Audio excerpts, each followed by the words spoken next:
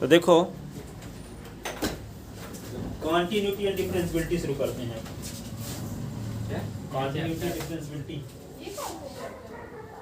अच्छा कॉन्टिन्यूटी क्या है ना, लिमिट एंड कॉन्टिन्यूटी कुछ है, लिमिट ना वो अगला चैप्टर है, लिमिट एंड डेरिवेटिव। उसके पहले तो 3D है ना। हाँ 3D वाला उसके पहले, 3D वाला है तो अपनी लिमिट वाला पढ़ा देते हैं, ओके। कुछ काम वाली चीज, सब प्रूफ करने वाले फार्मूले जो आगे बढ़ाऊंगी क्लास में जरूरी रहेंगे। ठीक है, लिमिट एंड डेरिवेटिव सुनो, लिमिट चैप्टर कौन सा है, 12 chapter 12 limit and derivative. Limit and derivative सुनो, इसमें गैप ना करना किसी दिन, नहीं तो समझ में नहीं आएगा, फिर बढ़ाने के लिए लंगड़ी हो जाओगे। ठीक है, तो लिमिट एंड डेरिवेटिव इसमें क्या है, जैसे कोई फंक्शन है, जैसे f(x) = क्या है 1/x, एक फंक्शन पर विचार करते हैं, f(x) = 1/x। सुनो, तो यहाँ पे हम s की वैल्यू लेते हैं क्या 1 2 3 4 5 डैश डैश, तो f(x) की वैल्यू क्या आती जाएगी 1/1 1/2 1/3 1/4 1/5 ऐसे। ठीक है, जब 10 लेंगे तो क्या होगा 1/10, 100 लेंगे तो क्या होगा 1/100। ठीक है, 1000 लेंगे तो क्या आएगा 1/1000। ठीक है, इस प्रकार आता जाएगा। तो जैसे जैसे हम देखते हैं कि s की वैल्यू हम बढ़ाते जा रहे हैं तो fs की वैल्यू घटती जा रही है कि नहीं, s की वैल्यू क्या है बढ़ती जा रही है, तो fs की वैल्यू क्या आ रही है कम होती जा रही है। ठीक है, तो s की वैल्यू किसकी ओर जा रही है 10 to infinity, तो fs की वैल्यू किसकी ओर जा रही है 0 की ओर, कम होता जाएगा। 1/1 आप कर दो इतना कम आएगा तो उसको 0 के तरफ माना जा सकता है। ठीक है, तो इस प्रोसेस को लिखने की परंपरा है, LIM लिख दिए, लिमिट IX लिखेंगे और 10 to infinity, s की वैल्यू किसकी ओर जा रही है इन्फिनिटी की ओर, तो fs की वैल्यू किसकी ओर जा रही है 0 की ओर, तो fs किसकी ओर अग्रसर हो रहा है 0 की ओर। तो limit s tend to infinity fs = 0, इसका मतलब s की वैल्यू इन्फिनिटी की ओर टेंड होने पर fs की वैल्यू जब 0 की ओर टेंड होती हो तो इस प्रोसेस को लिखने की परंपरा है, limit s tend to infinity fs = 0। अब यदि मान लो ये fs की वैल्यू किसकी ओर टेंड हो रही है, s की वैल्यू मान लो टेंड हो रही है a की ओर और fs की वैल्यू कैपिटल L की ओर टेंड हो रही हो, तो इसको प्रोसेस को कैसे लिखेंगे, limit x tend to a fx = L, fx = L। यदि s की वैल्यू किसकी ओर टेंड हो रही हो a की ओर, तो fs की वैल्यू किसकी ओर टेंड होती हो L की ओर, इस प्रोसेस को लिखने की परंपरा है, limit s tend to a fs = L, limit s tend to a fs = L। ठीक है, यहाँ इन्फिनिटी के स्थान पे काम कौन कर रहा है a, तो s टेंड टू यहाँ इन्फिनिटी लिखे थे, तो s की वैल्यू किसकी ओर टेंड हो रही हो, एक फिक्स नंबर a की ओर टेंड हो रही हो, तो fs की वैल्यू एक फिक्स नंबर L की ओर टेंड होती हो, ऐसी कंडीशन में लिमिट लिखेंगे s tend to a fs = L। For example जैसे fs = आपके पास है s/s+1, fs/s+1, तो यहाँ s की वैल्यू मान लो 1 रख दो, 1 रखोगे तो 1/1 + 1 1/2, s की वैल्यू 2 रख दो तो क्या आएगा 2/2 + 1 तो 2/3, fs के 3 रखो तो क्या आएगा 3/3 + 1 तो क्या आएगा 3/4, fs की वैल्यू 100 रख दी है तो क्या आएगा 100/101। ठीक है, फिर 1000 रख दी है तो क्या आएगा 1000/1001। ठीक है, तो ये आप जानते हो कि 100/101 करोगे तब भी 1 से कम ही रहेगा, 1 से कम रहेगा, 1 से अधिक नहीं आएगा, क्या आएगा 1 करोड़ लिया और नीचे 1 करोड़ 1 हो जाएगा, 1 करोड़ में 1 करोड़ 1 का भाग दोगे तो क्या आएगा 1 से कम ही रहेगा कि नहीं। ठीक है, इसमें देखते हैं कि जब s की वैल्यू हम किसकी ओर टेंड करते हैं, s की वैल्यू इन्फिनिटी की ओर जा रही है। ठीक है, तो यहाँ fs की वैल्यू किसकी ओर जा रही है 1 की ओर, s की वैल्यू हम बढ़ाते बढ़ाते किसकी ओर जा रहे हैं, इन्फिनिटी बहुत बड़ी संख्या है, 1 अरब कर देंगे तो नीचे 1 अरब 1 आ जाएगा, तो 1 अरब में 1 अरब 1 का भाग दोगे तो 1 से कम ही न रहेगा, 1 को क्रॉस करके 2 की ओर तो नहीं जाएगा ना, तो इसकी वैल्यू किसकी ओर अग्रसर हो रही है 1 की ओर, जब s की वैल्यू किसकी ओर टेंड होती है बहुत बड़ी वैल्यू इन्फिनिटी, बहुत बड़ी वैल्यू का मतलब क्या हुआ इन्फिनिटी, तो जब s की वैल्यू किसकी ओर जा रही है, इन्फिनिटी की ओर, तो fs की वैल्यू किसकी ओर जा रही है, 1 की ओर जा रही है। ठीक है, 1 को क्रॉस करके 2 की तरफ नहीं जाएगा। कम होगा। ठीक है, कितनी बड़ी भी संख्या ले लो, नीचे एक अधिक कर दो, डिवाइड करो तो ऐसे चौकम आएगा। ठीक है, भले डिफरेंस बहुत कम रहे पर रहेगा एक से थोड़ा कम, इसलिए टेंड लिखा जाता है, इक्वल नहीं लिखा जाता, क्योंकि 1 अरब बटे 1 अरब 1 कर दोगे तो एक तो नहीं आएगा ना, 1 अरब बटे 1 अरब करो तब 1 आएगा। ठीक है, तो यहाँ इसीलिए इक्वल नहीं लिखते, टेंड उसकी ओर टेंड हो रहा है, उसकी ओर जा रहा है। ठीक है, एग्जैक्ट वे नहीं है। ठीक है, तो यहाँ पे लिमिट s टेंड टू, इसको क्या लिखेंगे, इस प्रोसेस को, इसके लिए क्या लिखेंगे, लिमिट लिखोगे और फिर s टेंड टू इन्फिनिटी लिखोगे। fs किसकी ओर जा रहा है, 1 की ओर, किसकी ओर जा रहा है। ठीक है, तो इसको हम बोल भी सकते हैं, ऐसे भी समझते हैं कि फंक्शन fx का s इक्वल टू a पर लिमिट l है। फंक्शन fx का s इक्वल टू a पर लिमिट क्या है, l। ठीक है ना, अब यहाँ पे fs के स्थान पे यदि fx क्या है, रेशनल फंक्शन है। रेशनल फंक्शन का मतलब ऊपर भी पॉलिनोमियल नीचे भी पॉलिनोमियल, जैसे fx इक्वल टू क्या आ गया, gs upon hx, gs upon hx, इस टाइप का है। तो इसकी जब लिमिट निकालते हैं तो क्या करेंगे, limit s tend to a लिख दोगे और gs अपॉन क्या लिख दोगे, hx से, gs अपॉन hx। अब gs hs का फैक्टर करेंगे, क्या करेंगे, फैक्टर, और जो कॉमन फैक्टर होगा उसको कैंसिल करेंगे, फिर s के स्थान पे a रख देंगे। ऐसा नहीं है कि किसी भी लिमिट रख दो। ठीक है, जैसे मान लो लिमिट क्या है, s टेंड टू 3 है, x square minus 9 upon s minus 3, तो डायरेक्ट लिमिट नहीं रखेंगे, नहीं तो 0 अपॉन 0 आ जाएगा, नॉन डिफाइंड क्वांटिटी आ जाएगा। ठीक है, इसका क्या करोगे, लिमिट s टेंड टू 3 लिखोगे और इसका फैक्टर करो, तो s का स्क्वायर माइनस 3 का स्क्वायर अपॉन s माइनस 3, फिर क्या लिखोगे, limit s tend to 3 x minus 3 s plus 3, s plus 3 upon s minus 3, s minus 3 से कैंसिल, तो क्या बचा, लिमिट s टेंड टू 3 और s प्लस 3, और 3 के स्थान पे s के स्थान पे 3 लिखो, 3 3 ये 6 आ गया आंसर। हर बार लिमिट लिखना है। हाँ, हर बार लिखना है। ऐसे ही होता है। मैं मैथ कॉपी एंड पे और लिमिट नहीं लिखती। हाँ, फिर तो गलत होगा भाई। ठीक है ना,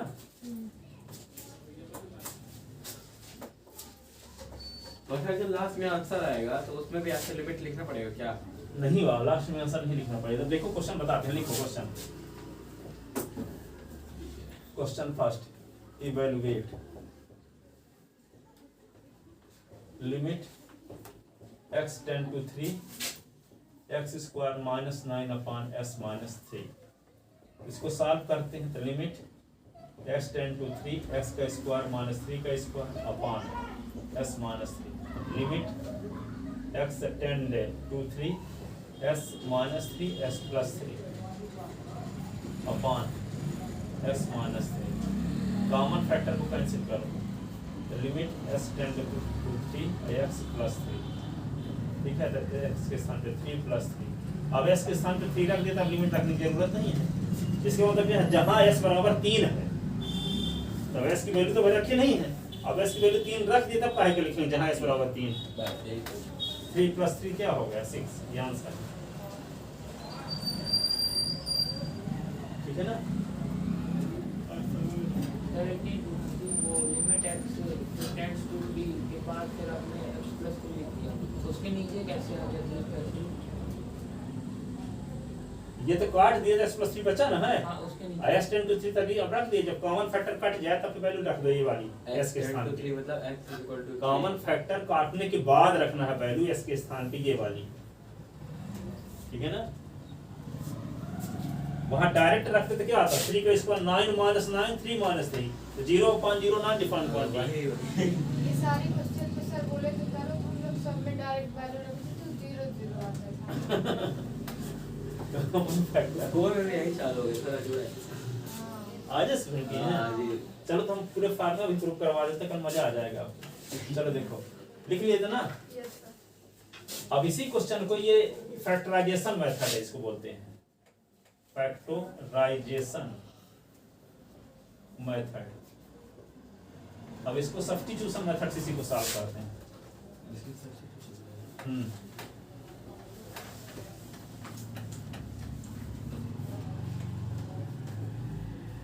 ठीक है, तो क्या लिखोगे, limit x tend to 3 x square minus 9 upon ये 3 प्लस एच लिखते हैं, 3 plus h very small positive quantity है, वेरी स्मॉल पॉजिटिव क्वांटिटी। तो s के स्थान पे 3 प्लस एच क्या करेंगे, पुट करेंगे। यदि s टेन टू 1 है तो 1 plus h, s tend to a है तो a प्लस एच s के स्थान पे। तो यहाँ पे s tend to 3 plus h, यहाँ पे क्या लिखोगे, x माइनस 3 लिख दो एक बार, x माइनस 3। तो अगले स्टेप में क्या लिखोगे, limit x tend to 3 plus H,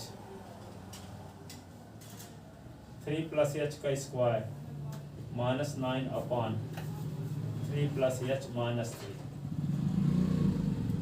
अब देखो x के स्थान पे हम क्या किए, 3 प्लस एच। तो किस पॉइंट पर हम लिमिट निकालना चाह रहे थे, लिमिट क्वेश्चन तो ये था ना वैसे, x tend to 3 x square minus 9 upon s minus 3।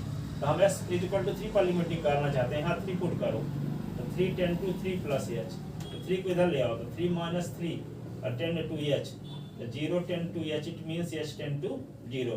तो जब s के स्थान पे पूरे में h के फॉर्म में वैल्यू रख दिया, तो इसमें तो h का तो s का नामो निशान नहीं बचा, तो ये किस में बदल जाएगा, s टेन टू, ये जो 3 है वो बदल जाएगा s टेन टू 0 में।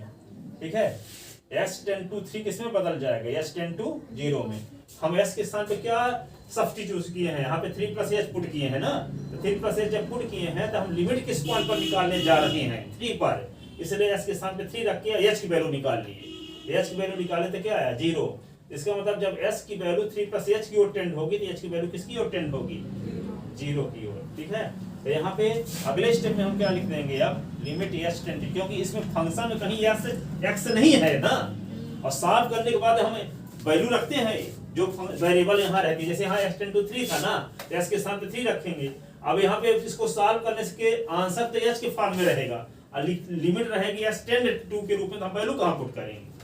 ठीक है, तो यदि फंक्शन ये h के फॉर्म में है तो यहाँ s टेन टू 0 होना चाहिए, s टेन टू कुछ होना चाहिए। यदि फंक्शन t के फॉर्म में है तो t टेन टू कुछ होना चाहिए यहाँ। यदि फंक्शन y के फॉर्म में है तो y टेन टू कुछ होना चाहिए यहाँ। तो ये फंक्शन किसके फॉर्म में है, h के फॉर्म में है, तो क्या होना चाहिए, h टेन टू कुछ होना चाहिए। तो किसकी मदद से निकाले h टेन टू क्या होगा, तो हम पुट क्या किए हैं, s के स्थान पे यहाँ 3 है तो 3 plus h, s tend to 4 होता तो 4 plus h, s tend to a होता तो a plus h, s tend to 7 होता तो 7 प्लस एच पुट करते। ठीक है, तो यहाँ 3 था तो क्या किए, 3 प्लस एच, 7 हो तो 7 प्लस एच, 9 हो तो 9 प्लस एच। ठीक है, तो लास्ट में s टेन टू 0 इस कंडीशन में आएगा, तो s टेन टू 0। ये क्या करोगे, इसका फैक्टर करो, फैक्टर करने का तो फार्मूला लगाओ पहले। अब हमारा मकसद ये ना है तो ऊपर और नीचे से कॉमन फैक्टर को कैंसिल करना है। हो सकता है कॉमन फैक्टर आता हो, तो कॉमन फैक्टर जब कैंसिल करोगे, लिमिट रखोगे, तब 0/0 नहीं आएगा। हो सकता है कि यहाँ रख दो तो 0/0 ही आ जाए, आ ही जाएगा। यहाँ 0 रख दोगे तो 3 का स्क्वायर 9 माइनस 9 0 हुआ ना, यहाँ पे h के स्थान पे तो 3 माइनस 3 0 हो जाएगा। तो हम क्या करेंगे, इसका ब्रैकेट क्यों खोलेंगे, तो हो सकता है इसमें कुछ कॉमन चीज हो, तो कॉमन चीज को कैंसिल करेंगे, इसके बाद लिमिट लगाएंगे। जब कंफर्म हो गया कि अब कॉमन फैक्टर आने का चांस नहीं है, तब लिमिट डायरेक्ट कर सकते हो। कोई पॉलिनोमियल फंक्शन है, जैसे यहाँ पे लिखा है लिमिट s टेन टू 1 और लिखा क्या 3s स्क्वायर प्लस 7s, इसमें डायरेक्ट लिमिट रख दो, ये पॉलिनोमियल फंक्शन है। ठीक है, इसमें अपॉन में तो 1 है ना, तो कोई कॉमन चीज कैंसिल होने का चांस है नहीं, इसमें डायरेक्ट लिमिट रख दो। 3 × 1 का स्क्वायर प्लस 7, तो क्या होगा 3 + 7 तो 10 आ जाएगा। तो कोई पॉलिनोमियल फंक्शन है तो डायरेक्ट लिमिट रखोगे। रैशनल फंक्शन है, रैशनल फंक्शन किसे कहते हैं, जो gx/hs टाइप का हो, दोनों पॉलिनोमियल हो। पॉलिनोमियल किसे कहते हैं, जिसमें वेरिएबल की पावर होल नंबर हो, वेरिएबल की पावर क्या हो, होल नंबर हो हर एक एक्सप्रेशन में। तो न्यूमरेटर में भी होल नंबर है, डिनोमिनेटर में होल नंबर, तो ये भी पॉलिनोमियल, ये भी पॉलिनोमियल, तो ये कहलाएगा रैशनल फंक्शन। क्या कहलाएगा, रैशनल फंक्शन। इरेशनल कब कहलाएगा, जब रूल लगा हो, जब रूल लगा तो रैशनलाइजेशन करते हैं पहले, इसके बाद लिमिट रखते हैं। ठीक है, तो यहाँ पे क्या करेंगे, s टेन टू 0। अब इसका ब्रैकेट खोलेंगे तो a + b के होल स्क्वायर का क्या फार्मूला, 3 का square plus 2 into 3 into H, H का स्क्वायर माइनस 9 अपान 3 कट गया, ये एच आ गया, तो लिमिट एच टेंड टू 0, तो ये 9 प्लस 6h और plus h square minus 9 upon क्या होगा एच, और ये 9 कट गया, limit h tend to 0, 6h plus h square upon h, limit h tend to 0, h common 6 plus h upon h, limit h tend to 0, 6 plus h, तो 6 plus H के स्थान पे 0, तो 6 आ गया। देखो उस तरीके से भी 6 आया था, यहाँ भी वही आया 6। सर एक सवाल था, वो लिमिट टेंड्स टू 0 आया कैसे? कौन क्या लिमिट टेंड्स टू 0 वो सॉरी लिमिट बोल रहा हूँ, h टेंड्स टू 0 कैसे आया कैसे? हाँ हाँ वही तो बोले कि जिस पॉइंट पर लिमिट निकालनी है 3 पर निकालनी है ना, हाँ तो यहाँ 3 पुट कर दिए, और 3 के s के स्थान पे 3 प्लस तो पुट किए ही, जिस पॉइंट पर लिमिट निकालनी वो वाला पॉइंट यहाँ रखते हैं। अब 3 को 3 इधर ले आएंगे, 3 माइनस 3 तो क्या होगा 0, 10 टू h, 10 टू को मतलब बराबर से है इधर समझने के लिए, 0 10 to h means h 10 to 0, यदि a बराबर b है तो b बराबर a, ठीक है ना। अभी इसको और 2-3 तरीके से किया जा सकता है, लेकिन अभी उसको नियम पढ़ाए नहीं है, अभी डिफरेंशियल नहीं पढ़े हो, यल हॉस्पिटल रूल भी है आगे, ठीक है, यल हॉस्पिटल रूल।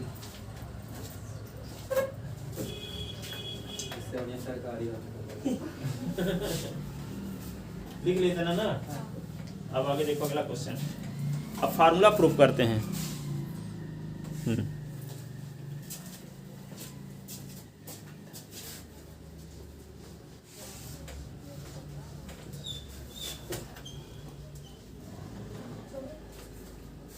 ठीक है, एक पहला फार्मूला इसमें है लिमिट, सुनो, x tend to a, s की पावर n माइनस a की पावर n अपान, सुनो, x minus a is equal to n और a की पावर n माइनस 1। इसको भी प्रूव करेंगे, प्रूव दैट, ऊपर लिख सकते हो, प्रूव दैट, ये पहला फार्मूला। दूसरा ये है limit, limit n tend to infinity 1 प्लस 1 अपान n की power n is equal to e, जबकि e की वैल्यू होती है 1 प्लस 1 अपान 1 का फैक्टोरियल, 1 अपान 2 का फैक्टोरियल, 1 अपान 3 का फैक्टोरियल, 1 अपान 4 का फैक्टोरियल, 1 अपान 5 का फैक्टोरियल, 1 अपान 6 का फैक्टोरियल प्लस डैश, e की वैल्यू होती है, और इसका मान 2 और 3 के बीच होता है, ये एक इरेशनल नंबर है 2.718, 2.718, ये होगी e की वैल्यू।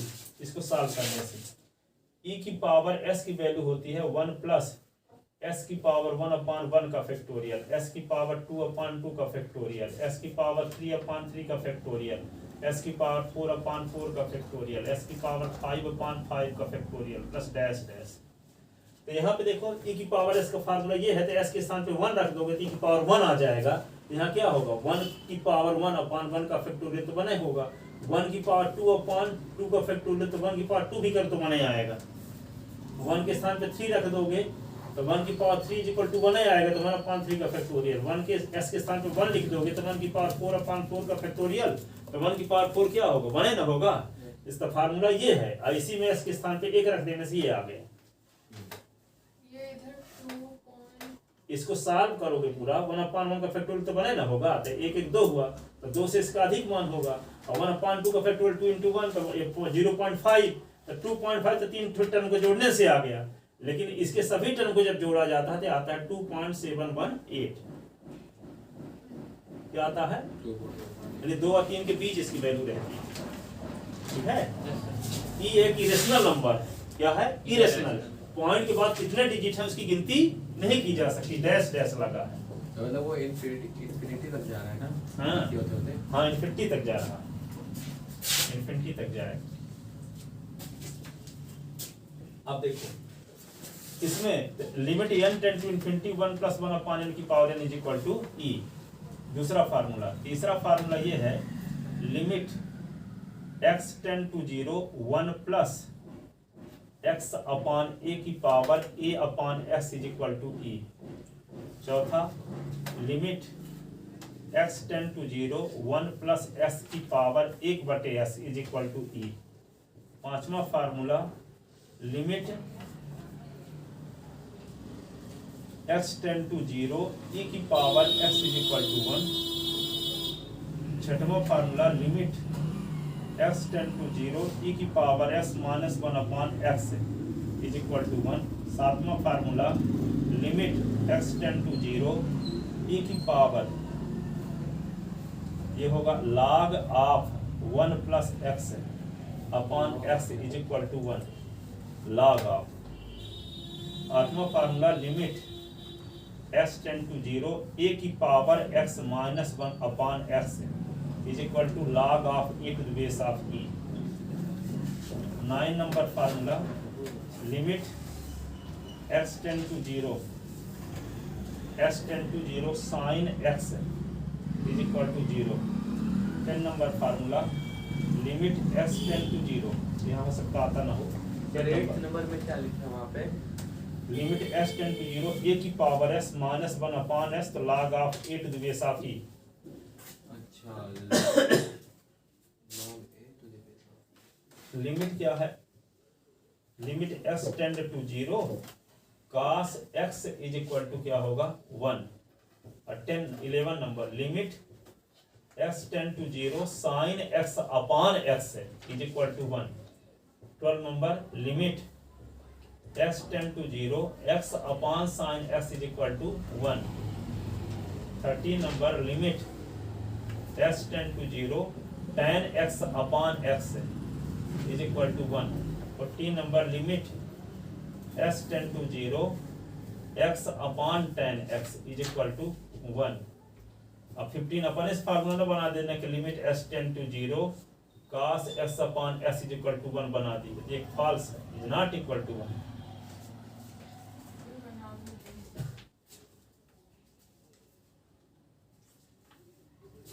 इतना ही है सर?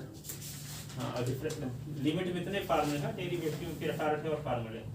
वाह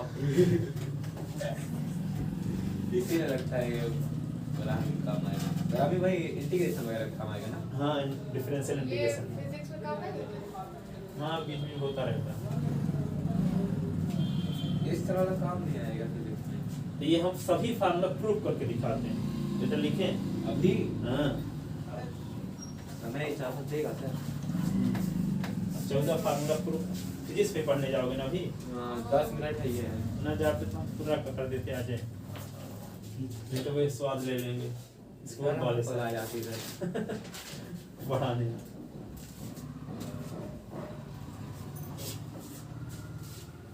लिख लेते ना मेरा तो आज में नहीं होना।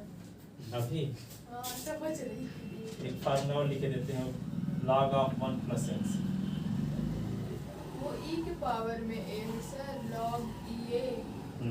ये e की पावर x माइनस 1 लॉग हाँ, log of a to the base of e। ए ऊपर देखो यहाँ पे इसका सेंस समझाते हैं आपको। जैसे 2 की पावर 3 है बराबर 8, इसका मतलब होता है log of 8 to the base of 2 is equal to 3। Number 8 का बेस 2 पर log 3 है। जैसे 2 की पावर 6 बराबर 64, इसका मतलब ये हुआ कि log of 64 to the base of 2 is equal to 6। ठीक है, मान लो 4 की पावर 3 इज इक्वल टू क्या है 64, तो log of 64 to the base of 4 is equal to 3। तो 64 का बेस 2 पर log 6 है और 64 का log 4 पर बेस 3 है, तो बेस चेंज होगा तो log भी बदल जाता है। तो यहाँ पे क्या है log of 8 to the base of है, यहाँ क्या है log of 64 to the base of 4 is equal to 3, log of 64 to the base of 2 is equal to 6। 2 की पावर 3 इज इक्वल टू 8 का मतलब क्या हुआ, नंबर 8 का बेस 2 पर log 3 है। नंबर 8 का बेस 2 पर log 3 है, जिसको लिखने की परंपरा है log of 8 to the base of 2 is equal to 3। समझने का ये हुआ नंबर 8 का बेस 2 पर log 3 है। नंबर 8 का बेस 2 पर log 3 है, तो इसको लिखेंगे कैसे? log of 8 to the base of 2 is equal to 3। फिर वाला फार्मूला हाँ, log of 1 plus s का फार्मूला, 15 नंबर s की पावर एक फार्मूला है, वो लिमिट वाला नहीं है, लिमिट में प्रूव करते समय लगेगा, इस फार्मूले को प्रूव करते समय e की पावर इसको लिख दिया है, ये वाला फार्मूला प्रूव करने में इसकी जरूरत पड़ेगी ये दोनों को, इसलिए इसका फार्मूला लिख दिया ये, ठीक है। s की पावर 1/1 माइनस s की पावर 2/2 प्लस s की पावर 3/3, फैक्टोरियल नहीं लगा यहाँ, ध्यान रखना, माइनस s की पावर 4/4 प्लस s की पावर 5/5 माइनस s की पावर 6/6 प्लस डैश डैश।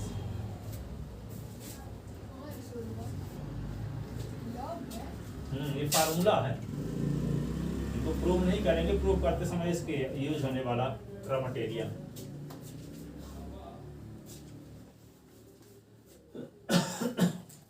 ये भी इंफिनिटी तक जो हाँ, पावर में लगा वही अपॉन देते हैं। हाँ, जो पावर में लगा वही अपान में, अल्टरनेट पॉजिटिव नेगेटिव, ठीक है, इतना लिख लिए। अब देखो पहला प्रूव करते हैं, ठीक है।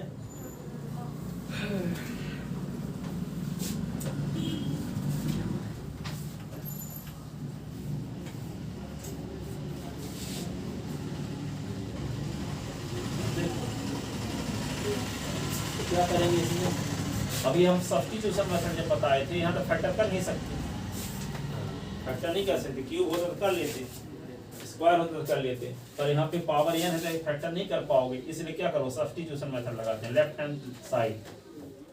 हैंड साइड, तो लिमिट क्या लिखेंगे, x tend to a plus h लिखेंगे ना, जैसे यहाँ 3 प्लस h लिखे थे, a प्लस h, तो जहाँ x है वहाँ क्या लिख दो, a प्लस h की पावर n माइनस a की power n upon a plus h minus a। तो अगले स्टेप में क्या हो जाता है, बता ही चुके थे, ईच कंडीशन में s टेंड टू 0 होगा। अब यहाँ पे क्या करोगे, a कॉमन ले लो, तो a कॉमन लोगे तो क्या होगा, पूरे की पावर जो है वो भी पावर में रहेगा, a upon a plus h upon a की पावर n माइनस a की पावर n। a कॉमन हो नहीं रहा, जबरदस्ती कॉमन ले रहे हैं ताकि दोनों से a की पावर n को कॉमन ले सकें, a कट गया।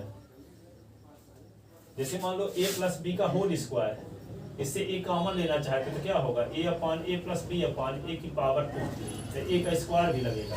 यदि a प्लस बी की पावर 3 है, इससे a कॉमन लेने की जरूरत है आप, तो a क्यूब होगा a upon a plus B upon a की पावर 3, तो ये कट जाएगा, ये कट जाएगा तो क्या आएगा, a cube 1 plus B upon a की पावर 3, यहाँ कट जाएगा तो a square 1 plus B upon a की पावर 2। ऐसे यदि मान लो a प्लस बी की पावर n है, यहाँ कॉमन लेने की जरूरत है a, तो a की पावर भी n और a upon a plus b upon a की पावर n, a कट गया, a की पावर n और plus 1 plus b upon a की पावर n, ये होता है।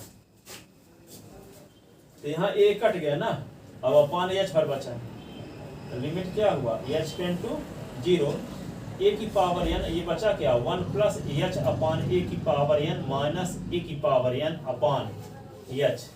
अब a की पावर n देखो दोनों टर्म में है, देखो a की पावर n इसमें भी है, a की पावर n इसमें भी है, तो a की पावर n को कॉमन ले लो, तो limit h tend to 0, a की पावर n को कॉमन लेंगे तो बचेगा क्या, 1 प्लस h अपान a की पावर n माइनस 1, अब अपान ये वाला h, ये वाला h, a की पावर n दोनों से कॉमन लिए, a की power n upon h, bracket के अंदर ये बच गया, माइनस 1 बच गया कॉमन लेने के बाद।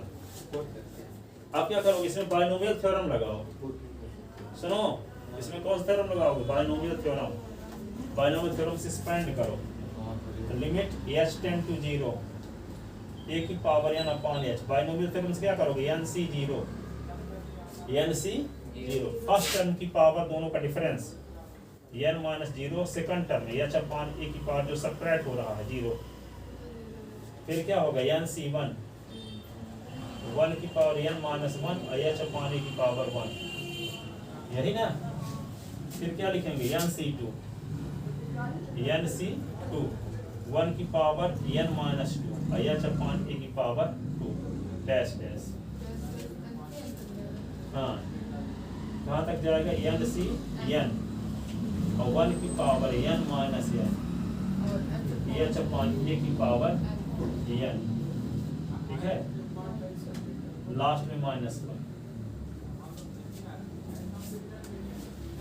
ठीक है। ये है मीडियम ब्रैकेट बना, ये -1 लॉन्ग ब्रैकेट, ठीक है ना। अब देखो क्या होगा, limit h tend to 0 a की power n upon h, n से 0 है तो इसके नीचे 0 है तो उसका मान 1 होता, जानते हैं नहीं जानते? n सी r का फार्मूला जानते हो ना, n का फैक्टोरियल अपॉन r का फैक्टोरियल n माइनस r का फैक्टोरियल। तो यहाँ पे n सी 0 की वैल्यू क्या होगी, जैसे n सी 0 है तो n का फैक्टोरियल अपॉन 0 का फैक्टोरियल n माइनस 0 का फैक्टोरियल, तो n का फैक्टोरियल अपॉन 0 का फैक्टोरियल 1 होता है, n का फैक्टोरियल कट गया तो 1, तो नीचे 0 हो ऊपर कुछ भी हो उसकी वैल्यू 1 होती है। तो 1 इंटू 1 की पावर चाहे देखो 1 की पावर चाहे कुछ भी हो उसकी वैल्यू 1 होती है, किसी भी टर्म की पावर 0 हो उसकी वैल्यू 1 होती है, ठीक है। n सी 1 तो n अपॉन 1 का फैक्टोरियल, 1 की पावर कुछ भी हो तो क्या रहेगा h अपॉन a, n सी 2 तो n माइनस 1 अपॉन 2 का फैक्टोरियल, 1 की पावर कुछ भी तो 1, ये होगा h square upon a square dash dash, n C n की वैल्यू तो एक ही होती है, एक की पावर कुछ भी हो तो एक ही होती है, और यहाँ पे h अपॉन a की पावर n, चाहे इसको लिखवा ना करो डैश डैश लगा दो बस ऐसे। अब देखो यहाँ पे सुन लो, 1 का मल्टीप्लाई तीनों बार करो तो बने ना रहेगा, तो इस वाले 1 से इस वाला 1 कट जाएगा। अब बचा क्या, limit h tend to 0 a की पावर n अपॉन h, क्या है n अपॉन 1 का factorial into h upon a, n minus 1 upon 2 का factorial h square upon a square plus dash dash ऐसे, ठीक है। अब क्या करोगे, आगे स्टेप में हम क्या लिखेंगे, ऊपर की 2 लाइन मिटा दें, देखो तो limit h tend to 0 a की पावर n को रहने दो, 1/h को अंदर ले जाओ, तो n अपॉन 1 का फैक्टोरियल h अपॉन a, ये 1 अपॉन h को, ये 1 अपॉन h को अंदर हम मल्टीप्लाई कर देते हैं, तो 1 अपॉन h ये आ गया प्लस n माइनस 1 अपॉन 2 का फैक्टोरियल, ये h का स्क्वायर अपॉन a स्क्वायर है, और 1 अपॉन h के अंदर मल्टीप्लाई कर दिए, हर एक टर्म के साथ मल्टीप्लाई करेंगे, तो क्या होगा, limit h tend to 0 a की पावर n, और देखो ये h से ये वाला h कट गया, इससे भी एक h कटेगा लेकिन एक h बचा रहेगा, यहाँ h स्क्वायर ना है, एक h कट गया एक बचा रहेगा, तो क्या होगा n अपॉन a, ये क्या होगा n माइनस 1 अपॉन 2 का factorial h upon a square plus dash dash, ठीक है।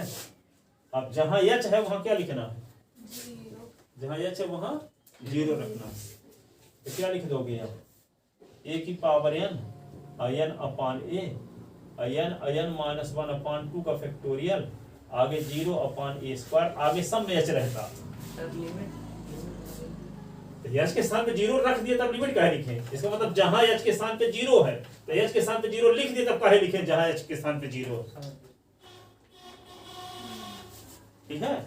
अब हर एक टर्म में h रहता, आगे वाले में h स्क्वायर रहता, आगे वाले में h क्यूब रहता, तो 0 0 रखते तो हर एक टर्म में 0 हो जाता, पहला बार बचा रहता, इसीलिए हम डैश डैश करके छोड़ दिए थे, हकीकत हमको पता थी, ठीक है ना, तो आगे तो आएगा 0 ही। अब यहाँ पे a की पावर n और यहाँ पे n अपॉन a, इसको लिख सकते हैं, n को पहले लिख दो, a की पावर n अपॉन a की पावर 1, एक फार्मूला बचपन में पढ़े थे, a की पावर m अपॉन a की पावर n, तो a की पावर m माइनस n, याद है, एक्सपोनेंशियल पावर में तो ये क्या हो जाएगा, n है ही और a की पावर क्या होगा n माइनस 1, यही तो हमें प्रूव करना है,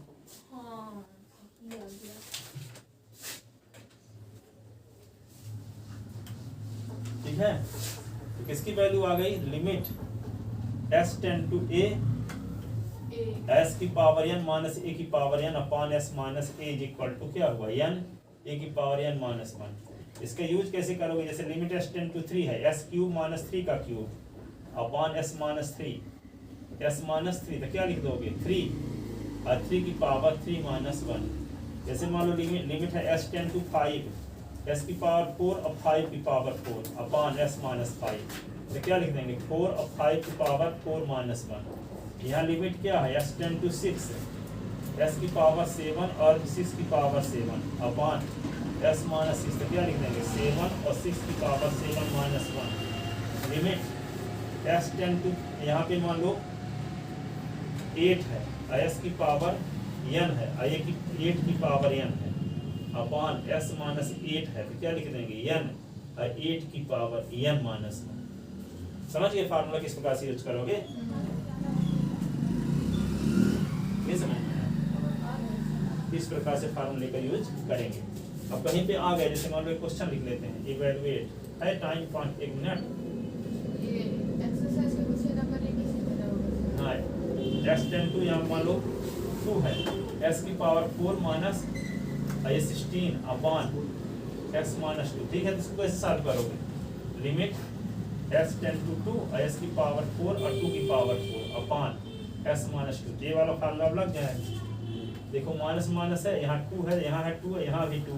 देखो यहाँ पे a और a तीनों वैल्यू सेम, नीचे लीनियर फैक्टर होना चाहिए, स्क्वायर वाले से कम नहीं चलेगा।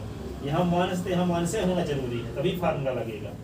ऊपर माइनस है तो यहाँ प्लस वाला ना बना देना, पर प्लस वाला फार्मूला नहीं है, ठीक है।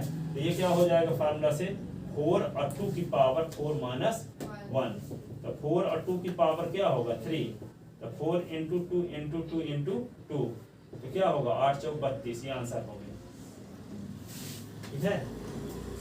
यदि मान लो इस प्रकार का आ गया, इस प्रकार का आ गया, लिमिट s टेंड टू 3 और s का क्यूब माइनस 81 अपॉन s का क्यूब माइनस 27, तो इसको कैसे सॉल्व करोगे, तो देखो इसको देखो, लिमिट s टेंड टू 3, क्योंकि नीचे तो लीनियर फैक्टर होगा तब ना फार्मूला लगेगा, यहाँ पे स्क्वायर क्यूब वाला आ गया, तो यहाँ पे क्या करोगे, इसको s का क्यूब माइनस 3 का s की पावर 4 कर लो, s की पावर 4 3 की पावर 4 अपॉन क्या होगा s का क्यूब माइनस 3 की पावर 3, ऐसे। अब इसमें फार्मूला लगाने के लिए अपॉन में s माइनस 3 की जरूरत है, तो न्यूमरेटर और डिनोमिनेटर को s माइनस 3 से डिवाइड कर दो। न्यूमरेटर और डिनोमिनेटर किससे डिवाइड कर दोगे, देखो यहाँ पे limit s tend to 3, s की पावर 4 3 की पावर 4 अपॉन क्या हुआ s माइनस 3, यहाँ भी s क्यूब और 3 का cube upon s minus 3 divide कर दिए। तब अलग अलग लिमिट लगाना पड़ेगा, लिमिट क्या लिख दोगे s टेंड टू 3 और ये s की पावर 4 माइनस 3 की पावर 4 अपॉन s माइनस 3, पूरे के अपॉन में अलग लिमिट लिख दो, लिमिट s टेंड टू 3 और ये s का क्यूब और 3 का क्यूब अपॉन s माइनस 3, तो ऊपर भी फार्मूला लगेगा और नीचे भी फार्मूला लगेगा। तो ऊपर फार्मूले से क्या हो जाएगा 4 और 3 की पावर 4 माइनस 1, नीचे 3 और 3 की पावर 3 माइनस 1, तो 4 यहाँ 3 की पावर क्या होगा 3 और 3 यहाँ 3 की पावर 2, तो क्या होगा 4 into 3 into 3 square upon 3 into 3 का स्क्वायर, ये से कट गया 3 इससे कट गया, पूरा आंसर बचा। ये क्वेश्चन लिख दो और ये क्वेश्चन को सॉल्व करो और ये क्वेश्चन को सॉल्व करो, इवैल्यूएट इसको लगाओ।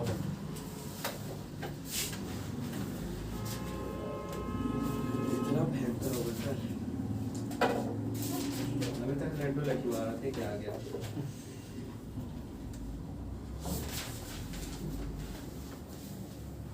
अभी सोचो सब लोग इतना बोलते हैं मैथ इतनी खतरनाक होती है,